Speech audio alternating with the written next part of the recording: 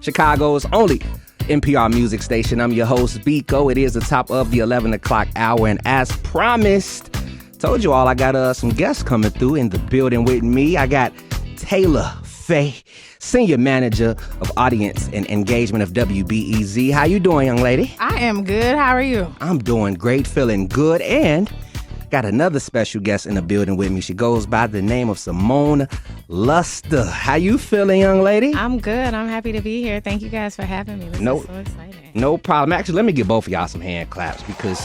Period. Look at us. So cute. Okay. Black Girl Magic is in the building. Okay. We're here, and it's a special day because in general, we're here to support you and what your family has been doing for the community of Chicago and in general and beyond, international.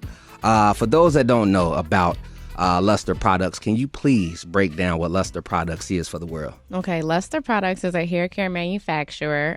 We've been in business since 1957. We're currently on our third generation, and we sell internationally as well as domestically. Man. Matter of fact, hold on. I got to get these claps right. More hand claps. There we go. Got 'em. Guys, too. And you all are the leading African-American owned, personal care manufacturer in the world. Right. So we have been in business for about 66 years now. So back when my grandfather started, it was definitely Chicago was a mecca for just hair care. There was tons of hair care companies, manufacturers that started here, but we're one of the we've been in business for a long time. There hasn't been many that have been in business for as long as we have. A lot of them are not black owned. 60-some years. Yes. Third generation, working on our fourth. God, I mean, let's talk a little bit about you because you take control over the e-commerce and you also do social media. Right. So let's chime in on how did you even get your start with Luster Products? I mean, of course, you're the daughter, but how did you get your start in things with becoming part of the company and helping things out? Okay, so honestly, I started out by working in a lot of different departments to figure out what exactly I wanted to do. I worked in HR for some time. I worked in business services. I worked in sales, and I worked in marketing.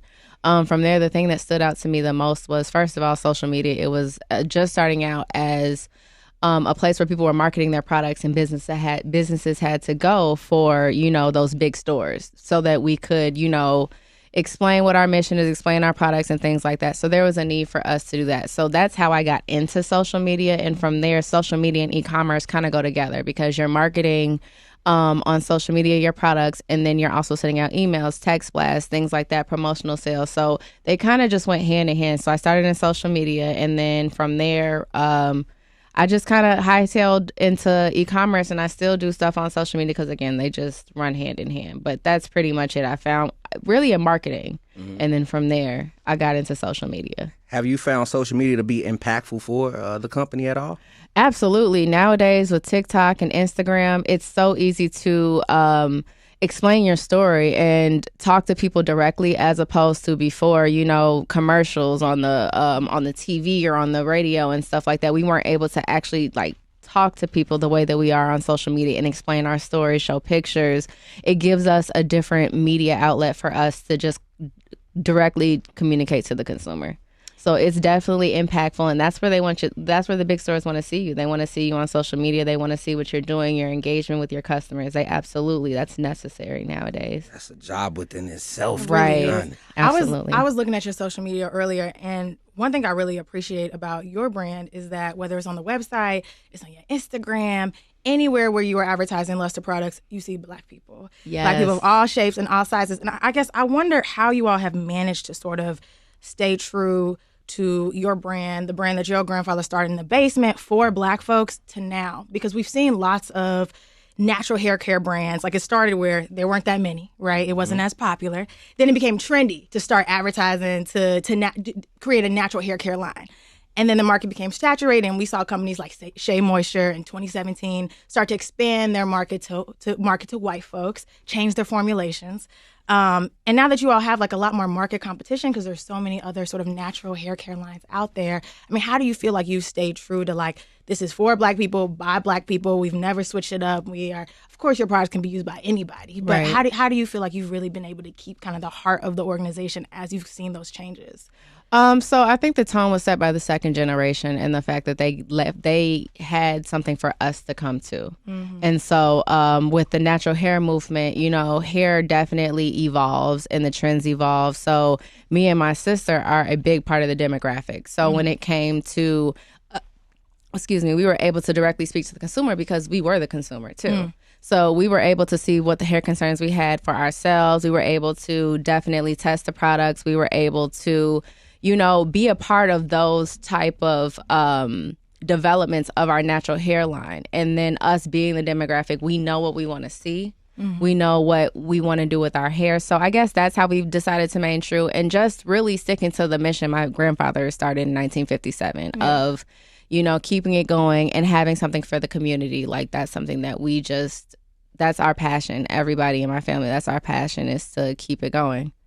As long as we can, absolutely. I love that. I wanted to chime in on you because I heard you say testing the products. What's the process of even, test? Because you all have so many items and inventory. So what's the process like even to, test those products you all put out? So we have research and development, which is going to be the team of color of chemists that we have that basically formulate these products, and they test them in the salon on salon heads, and from there it goes to the testing salon. We have various different textures that come in, and we test it to see with different products. We test it alone. We get to see how the hair reacts, and then me and my sister also get samples, and we test them at home and come back, and we have like a sheet that we have to fill out, like 1 through 10. How did it work for your hair? What should we improve? Things like that. So we were always involved. Like the growth oil, that was something me and my sister were very much a part of. The hair mask that came out, the moisture maintenance line, shea butter coconut oil, which is our natural hair line for women.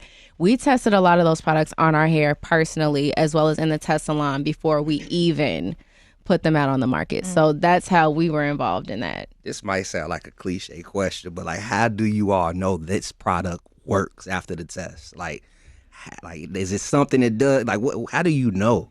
So definitely they say what it's supposed to do. So if it's a deep conditioner, they'll say whether it's supposed to moisturize, whether it's supposed to restore, whether it's supposed to give shine, and then from there they'll say, did it give shine? Did it give moisture? Did it restore your curls? How was your hair before that? So it's questions that they ask to know exactly what they need to do moving forward. And then I guess the number scale absolutely helps us figure out, what we need to tweak and improve. But there's definitely there may be a couple different formulas that I'll have that they'll tweak a little bit to have us test to see which one is the best one. Well, looking at your hair, I can tell the test's been working because your hair is gorgeous, curly, and it got the right moisture. Oh man, I've been using the products as well, Luster products. I've been getting my beard right. How I'm looking? It looks beautiful. Yes, okay, it looks cool. Good. Got the fade. How I'm come looking. On now. Come on, fade. I've been using the charcoal shampoo, and I've also been using the refresher spray. My favorite, and mine too.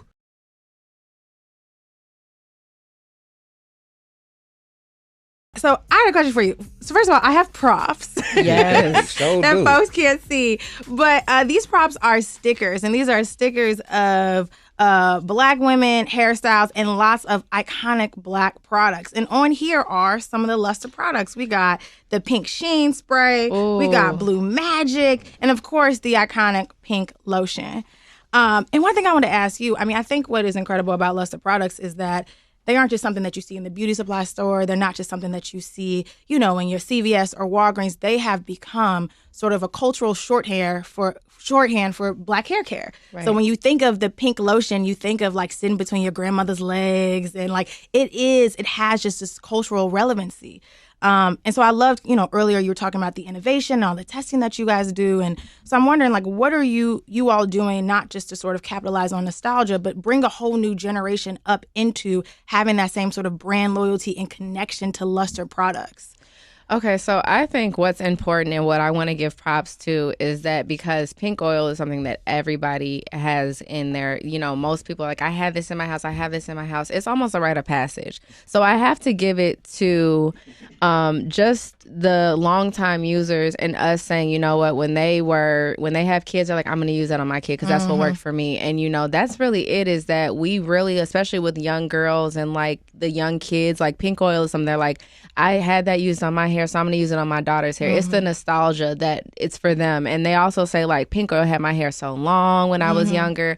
And they're like, I'm going to go back to that. So I think it's really the nostalgia that keeps those products really going, in the sense of, like, they work for them back then. And now a lot of people are either still using them or revisiting them even after the natural hair movement, because that was the tried and true product that worked. So I really have to give it to the community, really, for that, because that's what's keeping us going, is those, you know, OG products for sure. Would you consider pink oil to be like the most sold product under Luster's? So I would have to say that yes, the pink oil, the Sheen spray, and surprisingly our no drip. Our S-Curl no drip is good for natural hair as well as if you use the texturizer. But we saw a spike in that, you know, from the natural hair movement braids. I started using it for my braids. But those staple products that were made in like the 80s and were big in the 90s are something that people are still using today as tried and true methods. So definitely the OG products are keep. And then you know what? We had a blogger go viral because she used our Wave Curl Activator with a new school gel. And a lot of girls started buying it and trying it, and it was the S-Curl Wave and Curl Activator gel. And so she saw it, she's like, I'm gonna try this in my hair. And we just saw a spike in sales. So I think it's the nostalgia, really. Yes, social media, absolutely. Just listening to you break down these products, you got a product dictionary at the crib, Simone?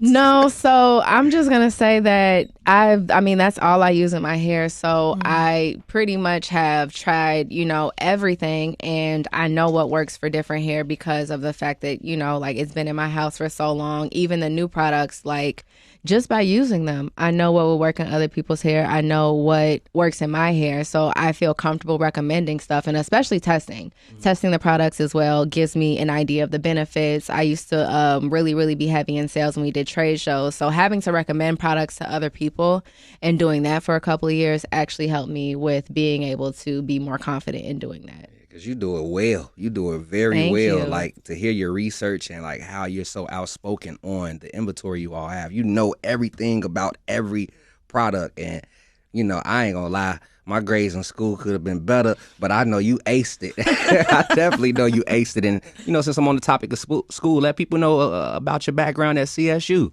Yeah, so I went to Chicago State University. Absolutely. And up the street. But, you know, it was good for me because I was able to still do some work and actually just see the company grow.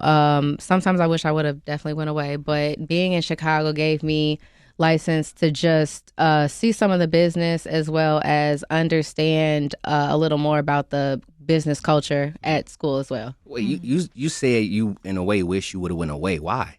So I just wish at a one point that I would have had the away experience, not necessarily like even if it was for a semester, but I always, you know, stayed here. But I love my experience at CSU for sure. But if I ever have kids, I would probably tell them to go to HBCU just so they would have that experience, even if it's for a semester or a year. But Chicago State was great.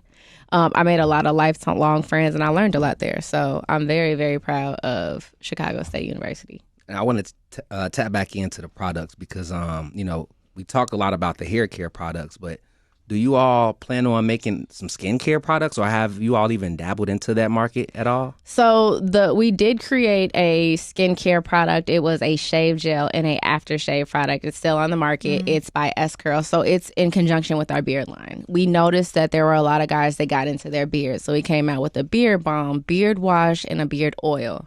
And then from there, we realized, well, yeah, if they're taking care of their beard, that means they're actually, you know, shaving as well. So that was the first skincare product that we had, was the shave gel and the aftershave. Right now, I think we're still going to focus on pretty much hair, but I love skincare. So I would love for us to branch off and do some skincare. I love skincare. I love that. So I listened to your interview on Illa Days, and one thing I really appreciated was the work ethic that your family has, and Absolutely. The fact that like y'all have grown from being in the basement to 15 employees to being like a global company, and you still have this just this hunger to continue to grow and get better. And I know you said in that interview that it was because you wanted something for the next generation. But one thing I really appreciate about Luster is the fact that you have a philanthropic arm, because like as we say, one of us, we're not all free till all of us are free, right? Like Right. none of us are free till all of us are free. And so the fact that you all are reaching out to other marginalized folks and really trying to do stuff in the community, can you tell us a little more about that work that you all are doing? Absolutely. So Luster Products has a foundation called the Luster Products Foundation, or the Luster Foundation. And we have a couple of different initiatives we give to youth groups in the city of Chicago. We've actually done things in conjunction with St. Sabina, whether it's Stop the Violence walks and community outreach. We give wigs to the American Cancer Society for women that are losing their hair. We donate that. And we also have given wells to freshwater wells in Ghana. So first of all, my grandfather loved to give back. He loved to put money back into the community. And there was actually a foundation started called the ABBA Foundation. And that was for Black hair care manufacturers that were going to put labels on their products that said, you're supporting us. So we want to make sure that you understand that these products that we're putting out from these sales, we're going to put some of that money back into the community.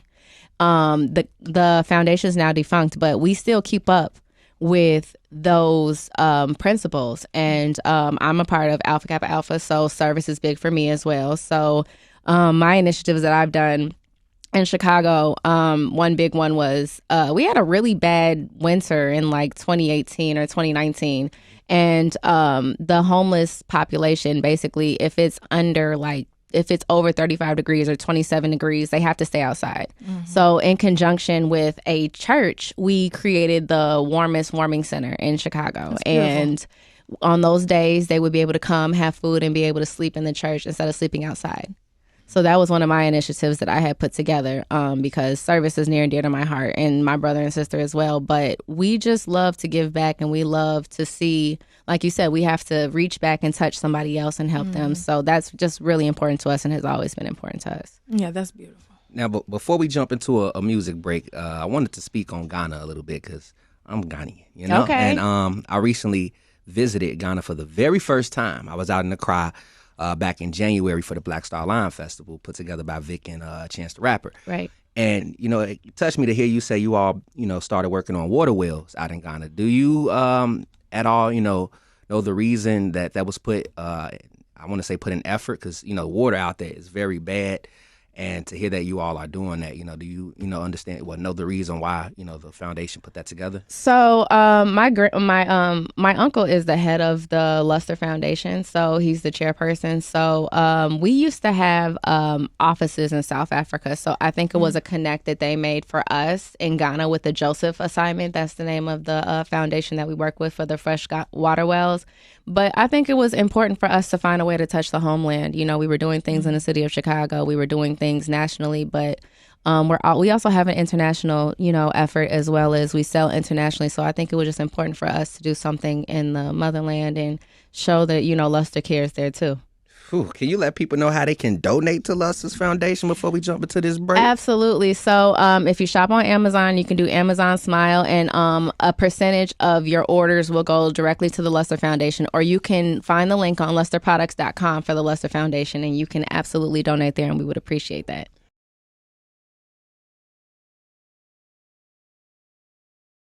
I actually want to chime in a little bit more on the foundation because I feel like with you all being deep in the community, it makes sense for you to speak more on the foundation as far as like how the community can help Luster's Foundation. I know you were at Jewel not too long ago. You were at another Jewel not too long ago. Yes. Do you also bring up the foundation when you're speaking on the hair care products there?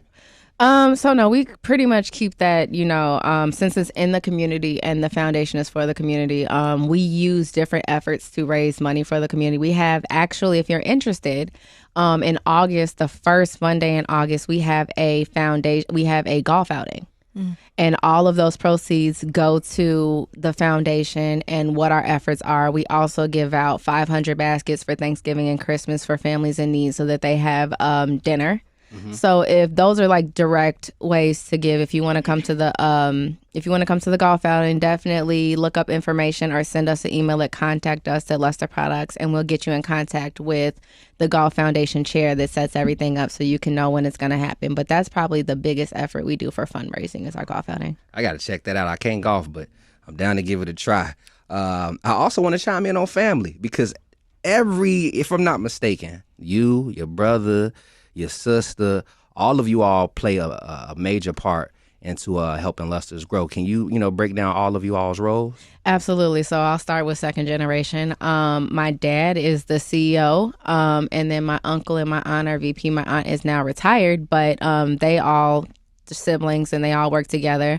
My aunt is in IT. My uncle is the head chemist, so he's a part of the developmental process of the products. My sister has a background in marketing. My brother is a multimedia specialist, which means that labels, anything we need done, ad work, things like that, he gets that done. My cousin is in IT, and then my cousin Freddie is in IT, and then my cousin Chris is in production.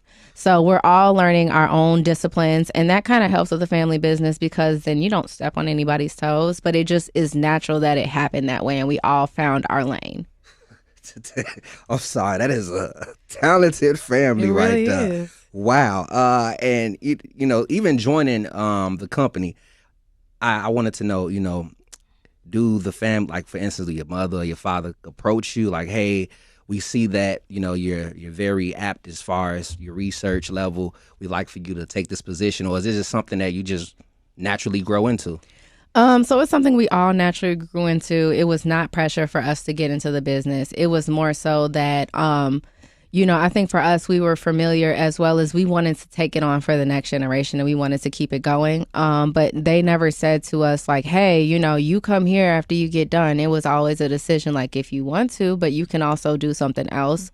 And then it just happened to work out that we all were like, we want to come here and work and keep it going. Like we have a great thing going here and we want to be able to keep it going for the next generation and also for the community. Like I think that's the biggest thing for us too, is that we want to remain Black owned as much as possible. We want to be able to give back to the community and we want to be able to be the faces of, the hair concerns and things because we can directly relate to that. That's what Luster knows is the community as well as hair, African American hair.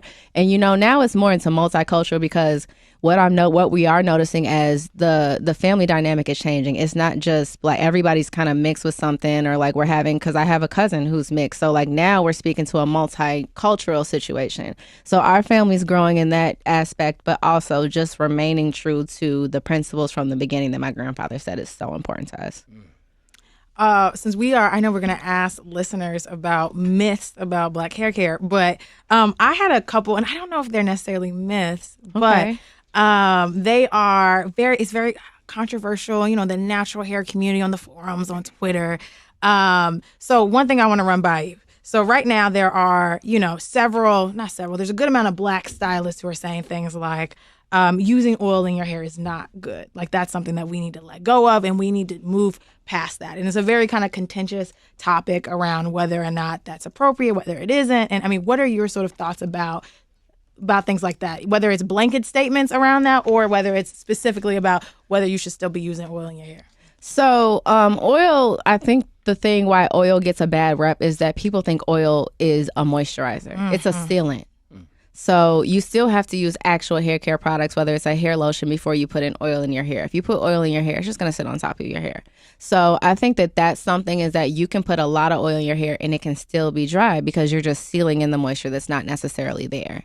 So I think that's the biggest misconception is that oil can be great in moderation. Absolutely. I don't think you need a whole bunch, but oil, like our growth oil, has great benefits that promote hair growth, actually help with scalp health, things like that. It can help with scalp concerns, whether it's dry scalp, itchy scalp, things like that. So I think oil is a great thing to use when you have natural hair, but I also think you have to learn how to use those products correctly. And so do you all have, because I do think these stylists who are going on, Instagram Live or Twitter and have these conversations, I think a reason why they're so popular is because there is sort of a gap in knowledge around how we should be using these products. And is there anything that your company sort of does around education? Like this is a hair growth oil and you should not use this as a standalone product. Here are the other things that you should use in conjunction with them. So yeah, we work with stylists. Absolutely. If we're in the field, we'll have a stylist out that will help us with hair concerns, which is also how I learned a lot about hair products, is working directly with stylists and seeing how they use the product, seeing how they use it for different hair concerns. So So if we're at a trade show, we'll absolutely have stylists there that will help recommend products, teach you how to use them. And that's when social media comes in. You know, these influencers that we use, or us directly speaking to the consumer, we're able to give them product knowledge that lets them know, like, yes, oil is great for your hair. However, use it with moisture. You have to use it with like a lotion. You have to use it with a spray. You have to use it with a leave-in, something that's going to help seal in that moisture, because oil is just not going to do it. I love to hear. Look, I use Luster products in general, so my hair been doing well, looking good, feeling fresh. But I use all of them. You feel? But I do want to know, as far as washing, I like to wash my hair often. Is that a good thing or a bad thing? How often? Probably like once every 5 days or once a week. No, so I definitely will say that depending on the hair texture and how your hair holds moisture, you can go a couple days without it, especially if you have shorter hair. But shorter hair, you can do it more frequently, actually. Not every day, but you can do it like every 2 to 3 days or so. But if you're going to do that, you need to use a sulfate-free shampoo, because sulfates actually strip your hair of the natural oils. So if you're using a sulfate-free shampoo, you're still cleaning the scalp, but you're not taking the oils out of your hair. That would make it dry, would give you dandruff, things like that, which is why, again, with the natural hair movement, you know, before that, it was sulfate shampoos because a lot of people had straighter hair. But now with the textures, we're realizing that sulfate-free shampoos, some people are doing co-washes. So if you want to wash your hair more frequently, you can do a co-wash in those 5 days and then wash your hair with a sulfate-free shampoo. That's one of the things Bekoe and I talked about before you got here around hair care myths, and the fact that, like, our habits have changed. So I think to what you're saying, like, that's why I don't love blanket statements, because one, different things work for different people.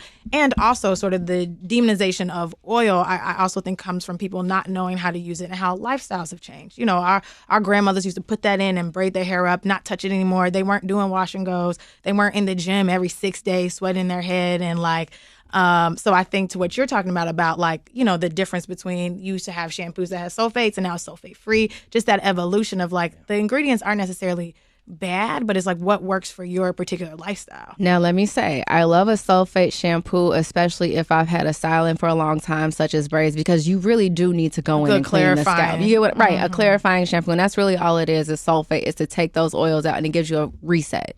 So I think in certain situations, those old school products still work. I just think the way that we use them, especially with our hair textures changing and we're not wearing it straight as much or things like that, that's what needs to be looked at. Look at here, Simone. It was a pleasure having you. I want you to let everybody know how they can tap in with you as far as follow, and of course, how they can get some Luster products in their house if they don't already have it. Absolutely. So you can follow me at Moni Luster, MONIE Luster on Instagram. You can follow the brands, which is at Luster's Pink and Luster's S Curl on Instagram and Facebook and TikTok, as well as visit our page. It's www.lusterproducts.com.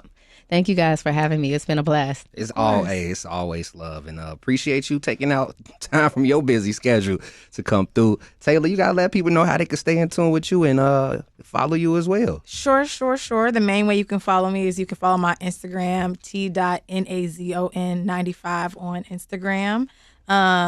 Otherwise, you know, WBEZ, you can Google me, find my staff page for other features and things that I've done. But that's the primary way you can keep up with me.